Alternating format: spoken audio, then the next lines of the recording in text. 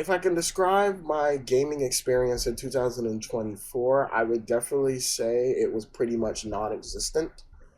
And that's a first because usually I'm always playing the latest and greatest games, and I was always like up to date on every single game, and at least had played it to completion and figured it out and whatnot. And you know, for the first time in my whole life, there was just so many games where I had just dropped or purchased it and never played it, or was interesting in at one moment and then never bought it or never played it. And it really was disheartening for me because I grew up with video games. I've been playing video games shit since I guess I was like 7 years old, maybe six, seven. I remember my first ever console I remember playing was the Sega Genesis. Like, I remember playing so much hours of a bunch of different games on that. In particular, Streets of Rage was my shit. Golden Axe, so much great game. If my younger self would have seen the games that's coming out now, I think he would lose his fucking mind. I think he would blow up into confetti. Or shit bricks. Like, literally be on the fucking floor having an asthma attack of how fucking awesome gaming has gotten. But 2024 was just a very lackluster video game experience for me. And it made me ask the question, have I outgrown video games? And I was really pondering that. And what was the reasons why I wasn't playing a lot of video games? So for this video, I'm really just wanted to not only recap 2024, but also kind of definitively ask the question, have Mr. Degenerate outgrown video games? And I think to start that off, you gotta look at some of the things I was probably doing this year. Most importantly, the most important thing I was doing this year was traveling. In 2024, I traveled a lot. And it was kind of a rare thing because usually I don't really travel. Like, I'll like go places here and there with family and whatnot, and mostly go back to my hometown, Barbados. But I really haven't been traveling international to other places. And in 2024, I traveled so much. And again, I have a vlog that you can go check out if you want to know all my experience of traveling. But I've been to so many beautiful places and got to see different cultures, interact and whatnot, and really have different viewpoints than us Americans, that I was like really thrown back and really like awe-inspired in a lot of ways. It opened my eyes to a lot of things to the point where I wasn't on my trips. I wasn't really missing any games. Like, it was great to just flow back and just like not worry about what the fuck is going on Twitter in terms of video game, or just in general, like not really focusing on a lot of people. So it was very different. But then I think another reason I was just not really interested in playing video games that much was the simple fact that I had really more of like an inconsistency feeling with a lot of games. Like, there would be games that I'm just like yeah, like I'm so excited, and then I get it and I'm just like, okay, this was cool for like a good 2 to 3 hours, time to move on. And the two games I felt that way about was really Astrobot and, surprisingly, Dragon's Dogma 2. These were games I was looking forward to. It's particularly Dragon's Dogma 2. I was so looking forward to Dragon's Dogma 2. Like, you literally had the creator of, or the team behind Devil May Cry coming back and finally getting to make a sequel to Dragon's Dogma. And I was excited about that. But then word of mouth was just like, oh, it's just Dragon's Dogma 1.5. And I'm like, And then like the PC port was a kind of a mess, which is shocking from a Capcom perspective because they're usually PC ports, for the most part, usually run well. And so it was just disheartening, and I was like, all right, I'll wait until a patch comes to fix the game. Patch took way too fucking long to fix areas of the game, which was baffling, but whatever. And then Astrobot, a game that I recognize, like, wow, like, let me go support this game because I want this game to make a statement to PlayStation that you should focus more on, you know, these fun little itty bitty titles that are not these big story driven narrative games, but are really fun in their own creativity. And I really enjoyed that this game was a real, like, hallmark for PlayStation and showing people, like, hey, PlayStation can do great platforming, and also they could do, like, video games. They've been doing it with Ghost of Tsushima, Spider-Man. Like, those are games that's, like, very gamey. And even though, like, Astrobot, like, won Game of the Year and whatnot, and I was very happy when it won, I was ultimately like, wow, I only put like 3 hours into this game, and I see the appeal, but I have no interest in going back to that. And I was just feeling that way with so many games. And I was like, maybe I'm just burnt out. Maybe I'm just tired. But, you know, maybe there's a part of me that wanted to go back to those games that I was just like buying and just was not seeing through or whatnot. You know, maybe I want to play them again. But then I'm just like, now we got newer games coming out this year. I'm like, do I even want to go back to my backlog and play some of these games? And, you know, it was just really like disheartening.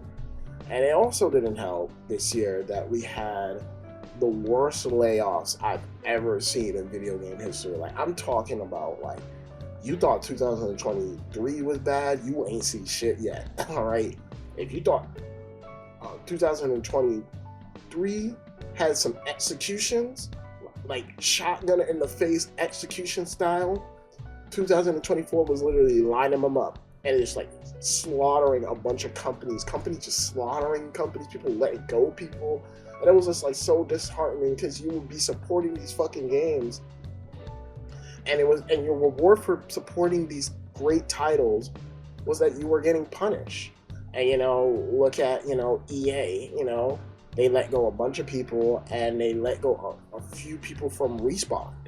And that was like really disheartening because Respawn is like a fantastic studio. You know, they made, you know, Titanfall, and then of course the Jedi Fallen Order series. And those games are fucking amazing.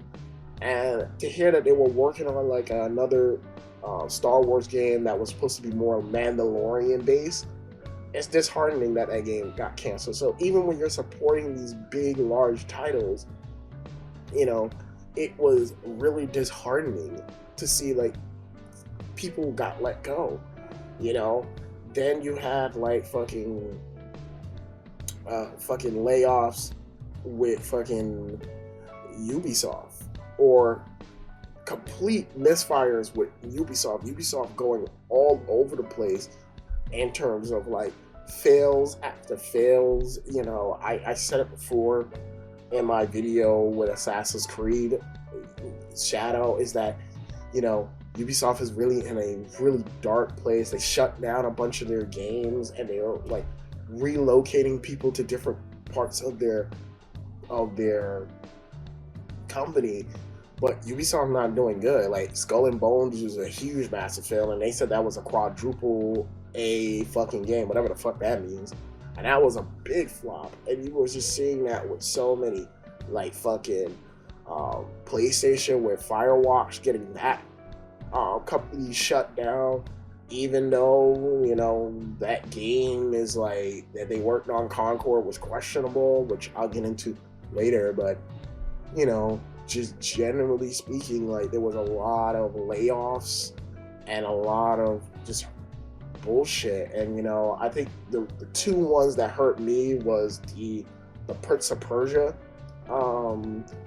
Lost Crown team, and this one really hurt. Tango Gameworks getting shut down by Microsoft. Like, that fucking hurt. Like, those were like shotguns to the fucking kneecap, and just watching you bleed out. Because here you had like two incredible games that I actually played and really played through and beat. And I was like, this is fucking awesome, especially Prince of Persia: The Last Crown. Like, that game came out amazingly early in 2024. It was like a throwback to the first ever Prince of Persia being like a 2D side scroller game, and it was fucking like modernized for new people, and it was so cool. It won best accessibility option at the Game Awards this year. And I was just so happy. I was like, wow, this game is like fucking amazing. It's over the top. It's very flashy. I'm like, this is a cool ass Prince of Persia game.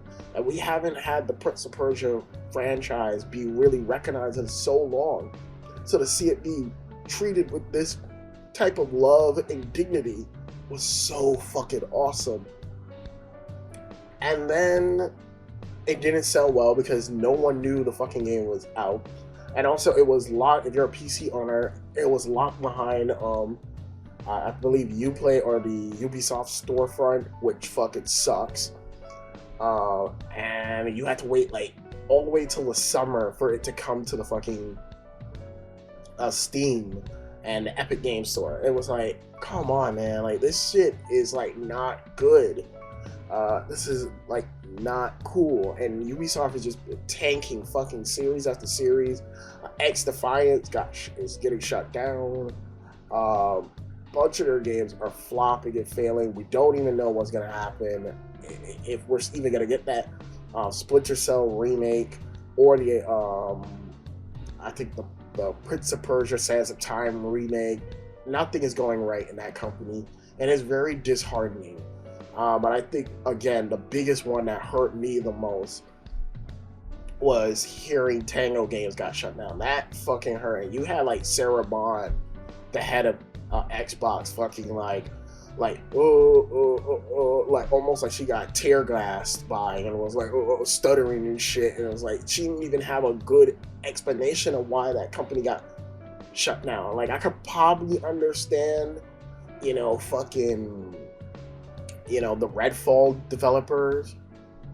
Like, I could probably understand those guys getting shut down because Redfall was a huge flop. Same thing goes for Concord. I can understand those companies getting sort of shut down. But laying off Tango Games, the guys that literally was giving you a fucking banger game like Hi-Fi Rush, was so disheartening. It was like, whoa, even when you're supporting these games, even when you're running out and you're telling people, go purchase this game, go buy this game, go get this game, it's so discouraging, bro, because these guys got shut down, and it was so hard, bro. It was so rough. And I worry about the future of gaming, because if this is gonna get more shutdowns, what is to say we won't have even more layoffs and more like people not making sequels to fan favorites or even like new IPs. I feel like this discouraged people from trying new IPs. And I think another one that hurt was saying goodbye to Game Informer. Like, I don't know if anybody remembers Game Informer. Like, Game Informer was the shit. I remember I had like a description service for Game Informer, and that's how I got like so many like awesome news. Like, I love the covers of Game Informer covers, but just to hear like they got shut down because, again, like people's moving more to digital than actual like paper media. And just to hear like they couldn't even you can't even go and read the old issues of Game Informer for some odd reason. It's just so disheartening. There was a great video by my boy Black Hokage, and I love that he shouted me out in that video because he was talking about a great moments of Game Informer, and he shouted me out because I talked about like my favorite Game Informer magazine was the issue where they was doing Insomniac Spider-Man 1, and that was a game that I wasn't looking forward to, and I was kind of worried because you always have these comic book video game motherfuckers coming out and shit, and you're always kind of like, you don't know. But to hear Brian Izuhara and the team over at Insomniac talk about Spider-Man, like these motherfuckers were talking about Spider-Man like they read the fucking Bible, all right? And they were like the prophets. Like you could tell in each and every time you read the Game Informer magazine, you could feel the passion and love for Spider-Man, and it was like so heartwarming. And that's why I was like, all right, maybe these guys got it. And then I played the game, and it's like fucking everything I wanted in a Spider-Man game. It almost felt like the Arkham of Spider-Man, like truly a love letter to Spider-Man in every form or fashion. And to know that we're not gonna have Game Informer anymore really is just like disheartening. But it's not only just like really bad layoffs, it's also like social media as well. It's so disheartening to actually have genuine conversations when it came on to video games in 2024, because back in the day, for me the biggest like social media arguments were always about like which console is better, PlayStation, Nintendo, or Microsoft. And that's the only thing you had to worry about, like, is which one of your plastic toys is better than your last plastic toy. And I just miss those days, because nowadays it seems like all people want to care about is this culture war conversation that is just fucking awful. It is so fucking stupid to have general conversations about video games now, because it devolves into really having a conversation about like DUI and what is woke. I've seen so much people say woke shit, woke this, woke that I have genuinely lost the fucking meaning of woke. Like, I don't even know what the fuck that means anymore. Like, what the fuck is a woke?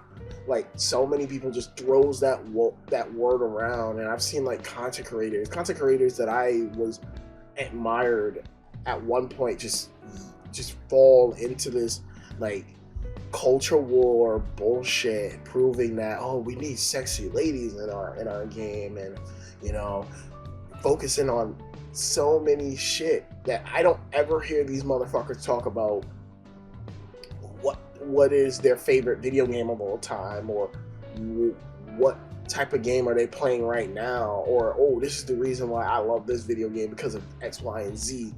It's no ways just the talk of politics, DUI, and woke shit. And it's like, bro, it is so discouraging. I think one game in particular that really made me kind of like, I can't have a genuine conversation about this game was Stellar Blade. Like, I made a video on Stellar Blade and it did bad. I fully admit I've seen the dislike for it. It's been pretty hit hard. But at least there were some people actually defending that game that was generally defending it because they really liked the gameplay. But majority of the fucking people that I was having conversations about with that game didn't care to actually engage with that game. Up to this day, I have not heard anybody explain what makes Stellar Blade such an awesome game, other than Eve looks fucking sexy.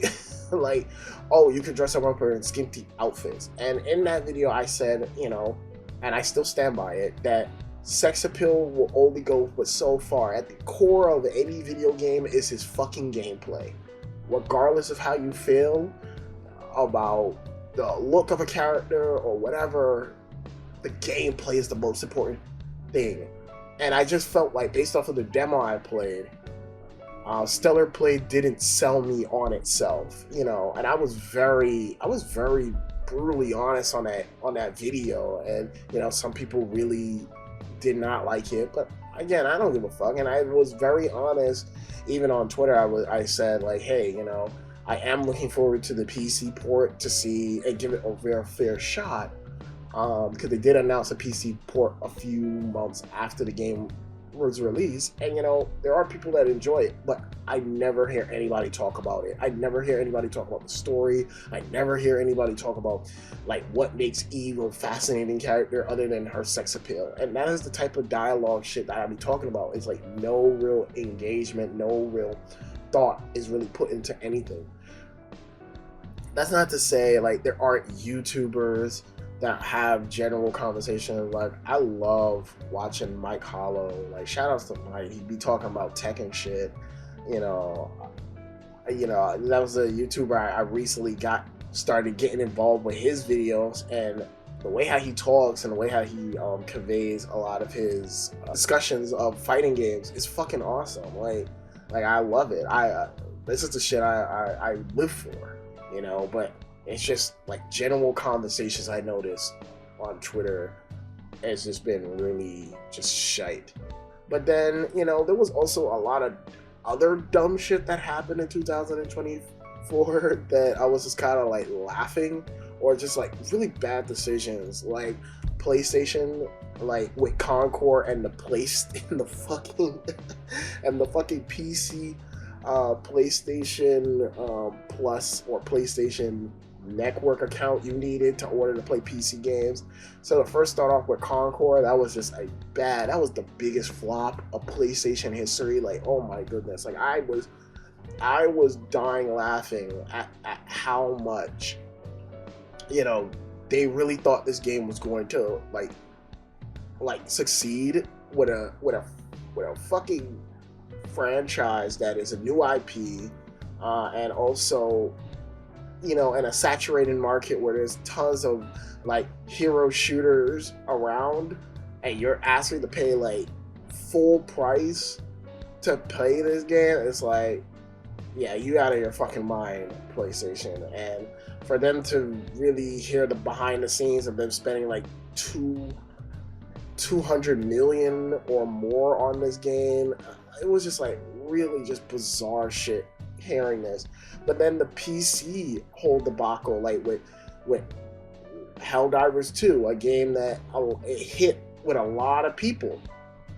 A lot of people was like really talking about how Helldivers 2 was fucking awesome, and then PlayStation, out of all smartness, came out of nowhere with a shotgun and again blew off everybody's fucking leg by saying, hey, like, you gotta now have a PlayStation account in order to play this game, which locked it off of certain regions. I was like, what the fuck are you doing, PlayStation? PlayStation was just wilding last year. I don't even know how anybody could say PlayStation had a great year, other than, hey, at least they won Game of the Year. I'm like, but that doesn't take away all the other dumb shit that they did in 2024. But it was just really wonkers.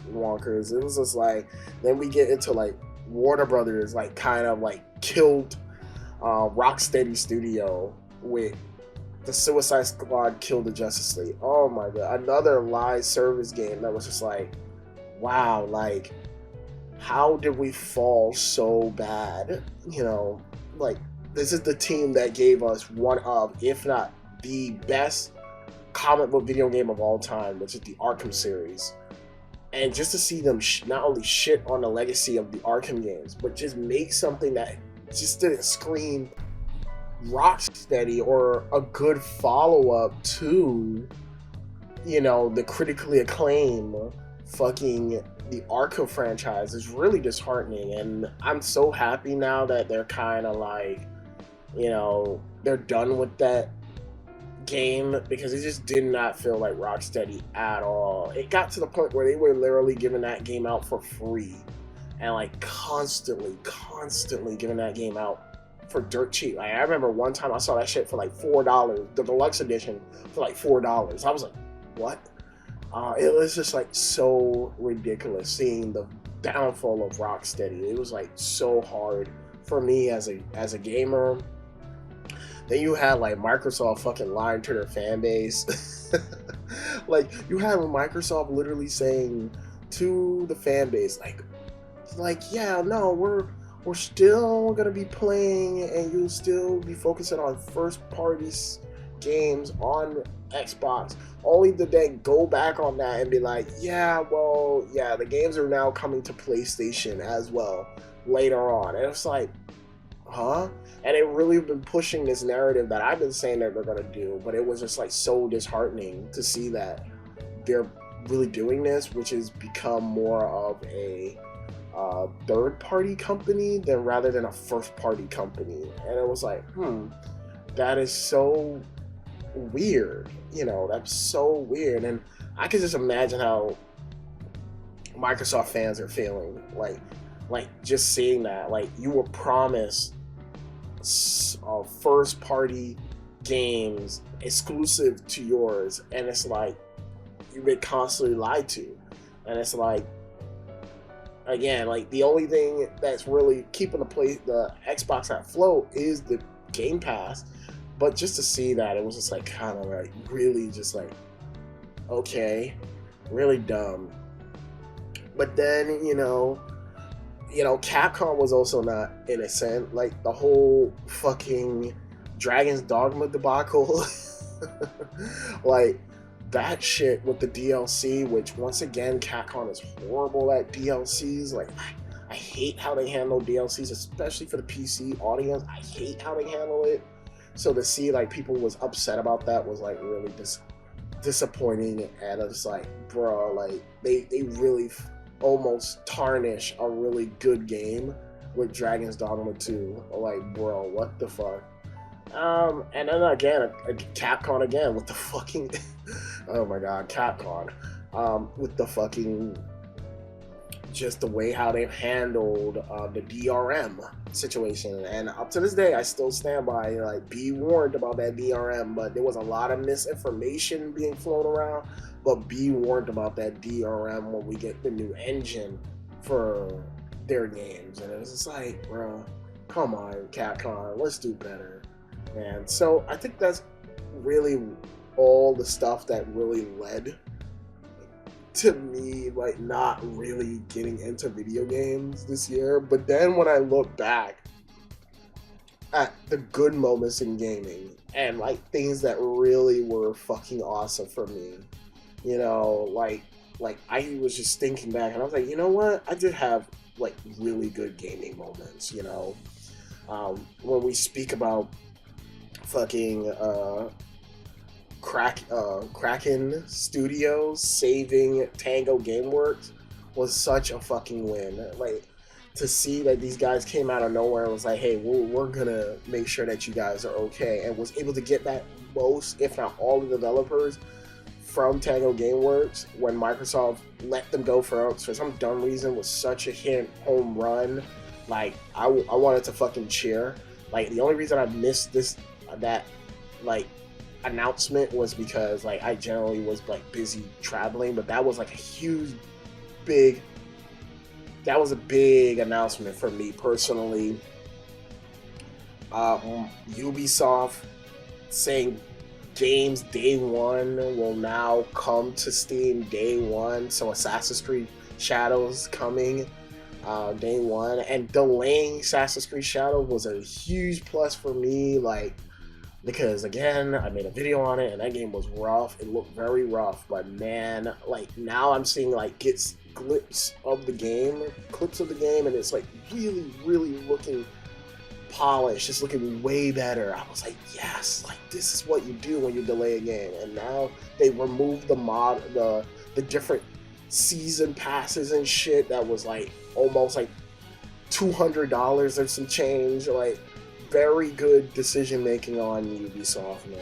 And then, we get to some announcements. I gotta say, like, see Soul Reaper come back, and I was watching the documentary of how they made Soul Reaper HD collection and remaster was so awesome, because they not even just went and say we're gonna take the game and give it a visual overhaul and whatnot. They literally said, hey, remember those levels that were like lost and whatnot? Yeah, we're gonna take those shits and they're gonna be playable sections. And we also gave it the HD treatment by up resing the resolution on them and shit. It's like, You didn't even have to do that. And then they have like audio tapes of like the old, like the voice actors doing their sessions and shit. I was like, this is what a remake, a remastered should be. And I was very happy about that. And then the little things, like just seeing like the original Resident Evil games finally being available in some form or fashion on PC through GOG was awesome. Like that announcement was fucking awesome. And the cool part is all the mods that you've been using all this time can now run on the official release version. The only thing we need now is like that to come to consoles, and we're cooking with gas, man. We're cooking. And then of course, to me, like the biggest announcement for me, the biggest like game announcement, like just generally had me like teared up, was the Marvel vs. Capcom collection. Like that announcement was so fucking peak. Like to see a whole community pray, work together, and like really pushed and pushed and pushed to get a remastered of Marvel vs. Capcom 2, and see it get released, free Marvel 2, and all that. See us fight for it so long to finally have that wish be granted, and not only just be granted, but fucking blow our fucking minds by just not even just saying Marvel 2's release. The whole Marvel collection is released. It's like, bro, like to see Maximilian's reaction was priceless. To see Justin Wong and him with his daughter, like seeing that whole the community just react to that shit, it brought me with tears of joy. I think even my friends, they would tell you like I was tearing up because it was just something that we fought so hard for, and that was like a big highlight. And even though I don't really play it that much, the simple fact that it is now able to be played for a newer generation and everybody to play was so fantastic. And I'm so happy that it's around and that it's kicking, and that Capcom and Marvel was able to do this collection, regardless if it needed time or whatever. The time was now, and now the possibility of a Marvel 4 is like really upon us, man. And of course, I can't forget Capcom announcing fucking Onimusha and fucking Akami 2, old IPs that I never thought we would see again, and them announcing like, hey, like this is just the beginning of our initiative of bringing back classic Capcom games to modern audience. I was like, this is fucking awesome. So, you know, Capcom was just killing it, man. And then there was just games that I played in 2024 that were fucking awesome. You know, Tekken 8, you know, regardless how we feel about the heat system and how crazy that game is in terms of like the heat, the heat system is wild, and how more anime direction the game has gone.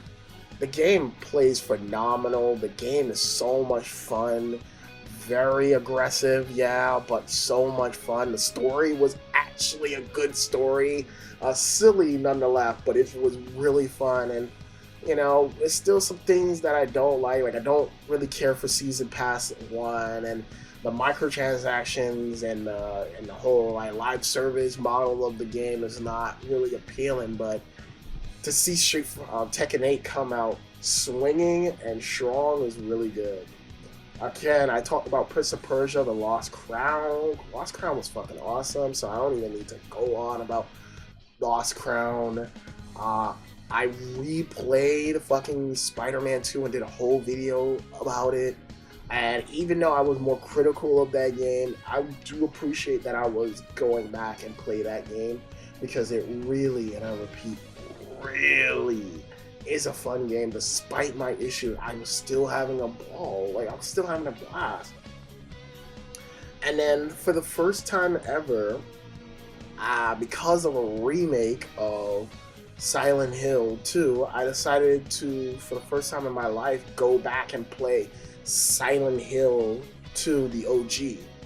And that was an amazing experience, like truly tear-jerking experience. Like I've never really teared up about a fucking horror experience. Like I've never even thought a experience can make you like feel that type of emotion. But playing that game and playing like the hearing a lot of the voice acting and whatnot was so good. So good, so good. There's some things I don't like about it, and there's some things that age poorly, which I'm glad that the remake has addressed, such as the fixed camera angles and like the enemies like being like it's so fucking wonky to fight. Like you were just stun locking them bitches, and boss battles being ridiculously stupid easy. But overall, that experience of just going through Silent Hill with James is so sweet. And that was my first time playing a Silent Hill game, and I played it on Halloween, and it was really good. And man, I can't wait to play the remake when I finally get the chance to play it, because this was a real tearjerker fucking game. Like despite its real flaws, it is truly like a very special experience. I highly recommend people experience. And then we had Marvel Rivals. Holy shit! Like I've never been addicted to like a fucking hero shooter before, other than Overwatch, the first Overwatch. And this shit just brought me back to Overwatch. Like every single day, I was just playing that shit with my friends. Every single day, it was just so fucking addicting. Like I was just so addicted to Overwatch. I was like, fuck. And then fucking Marvel Rivals come out, and it's like doing the same exact thing, like, but just with Marvel characters. And up to this day, I still get on and play it. And even though I question like the microtransactions and how expensive some of the costumes is, I gotta say, this shit is gonna be it's gonna be something fucking special. It's already have a big player base, and people are just fucking loving it. Even Overwatch people are like, this game is fucking awesome. They just wish that like people would choose other characters other than duelist characters, but it is what it is. I'm glad that the game never forces you to play certain characters, and you'll just find your favorite just by going around and picking it. And it was just fucking awesome, bro. But I think if you had to ask me, Mr. Generate, what was the game that truly would you say is your game of the year that made me be like, you know what, gaming is not really dead. I don't think I'm done with gaming. I would have to say it would be Final Fantasy VII Rebirth. For me, Final Fantasy VII Rebirth is truly a game of the year for me, because it's more what I wanted from Final Fantasy Remake. And not only did they fucking meet my expectations, but in a lot of cases they were exceeding it significantly. They was always exceeding it. Every time I was like, man, I'm kind of bloated by doing this side quest, there will always be some type of dialogue or something that the original game did, and it would be like, okay, let's up the ante and let's do this shit. Let's recreate it, but we gotta up the ante with it. And they always knocked it out of the park. And I was just like, how are these fucking madmen over at Square Enix doing this shit? Like, there is just so much content in this game, and sometimes I gotta be honest, sometimes it's bloated as fuck.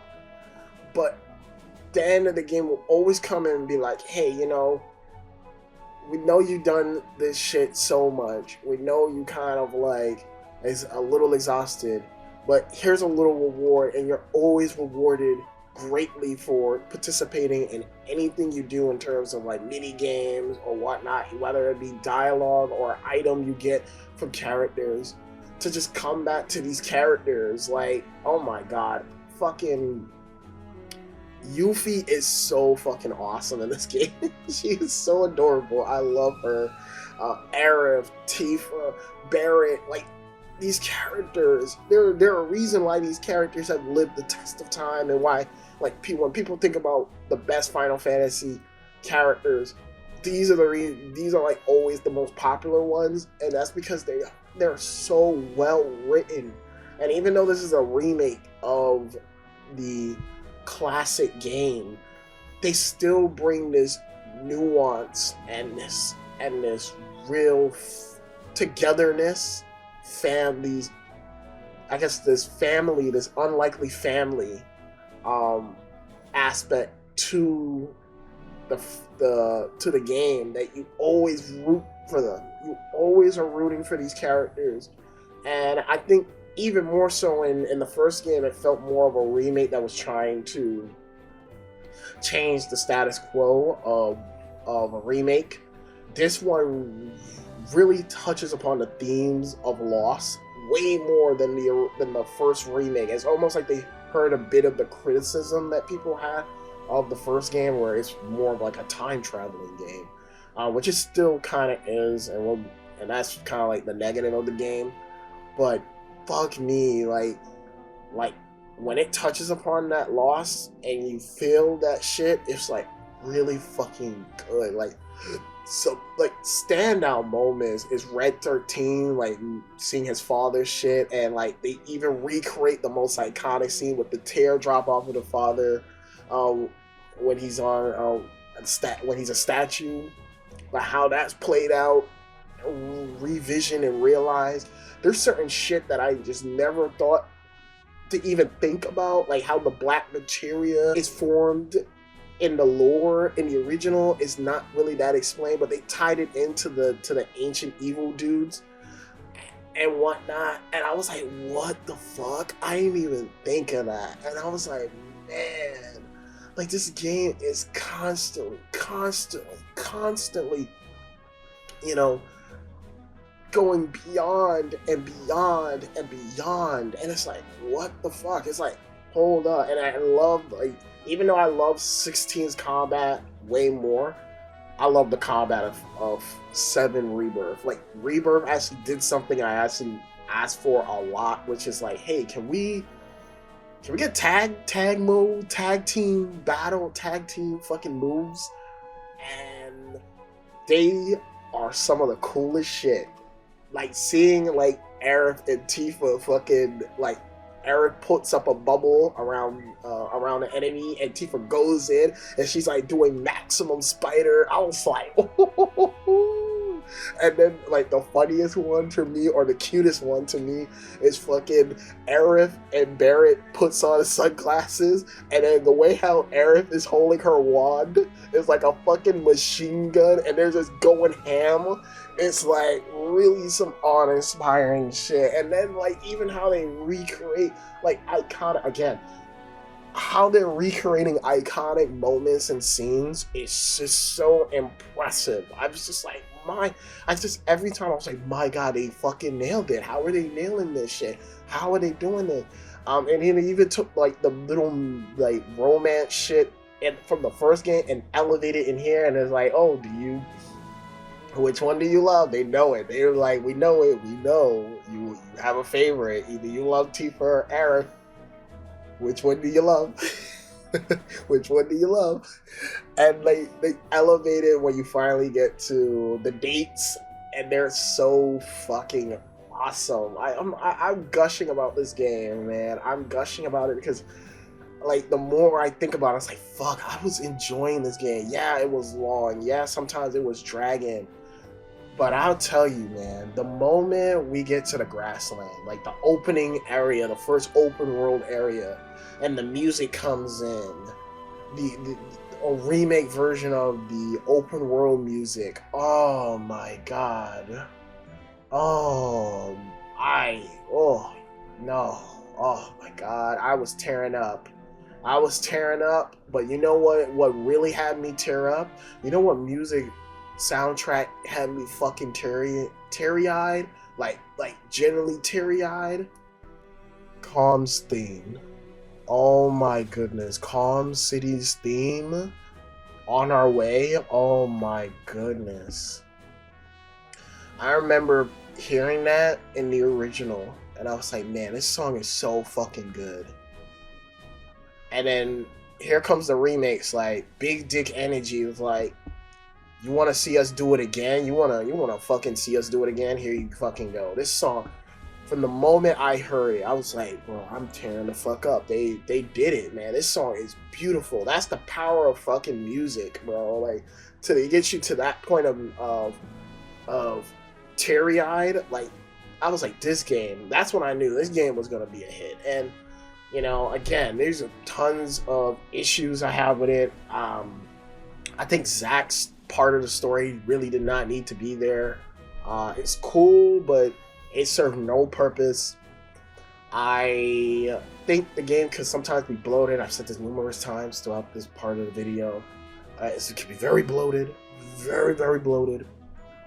And I would say the third act drags a lot.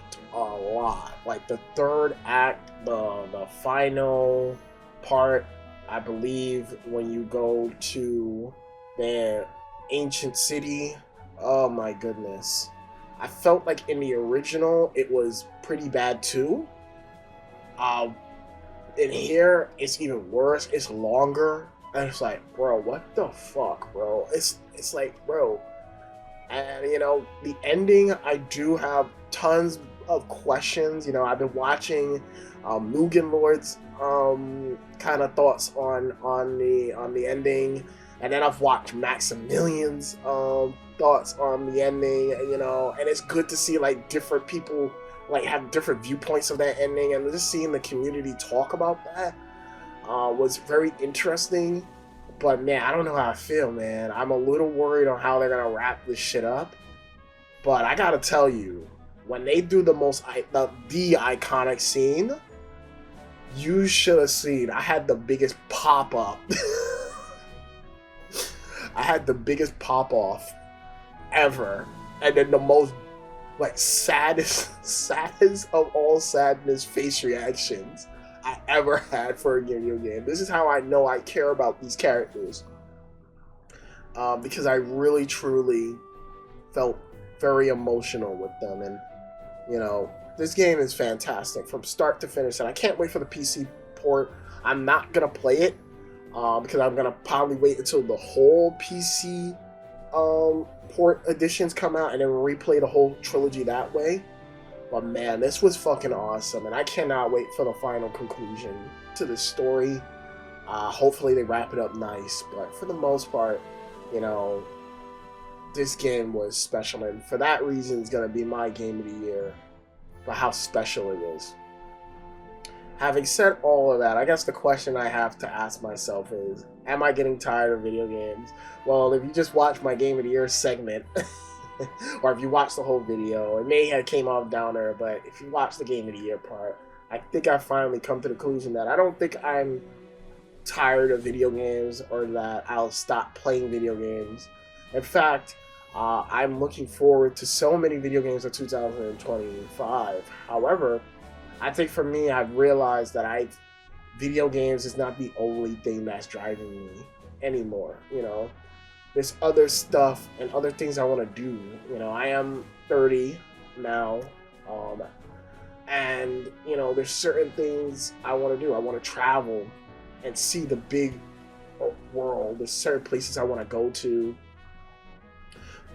Friends I want to spend more time with, because I notice, when you get to 30, your friendships, will last for eternity, but everyone's doing their own little thing. And for me, those are very important to me. My friendship and traveling is very important. And, video games will always be there. I mean, when I went to Japan, like, fuck it.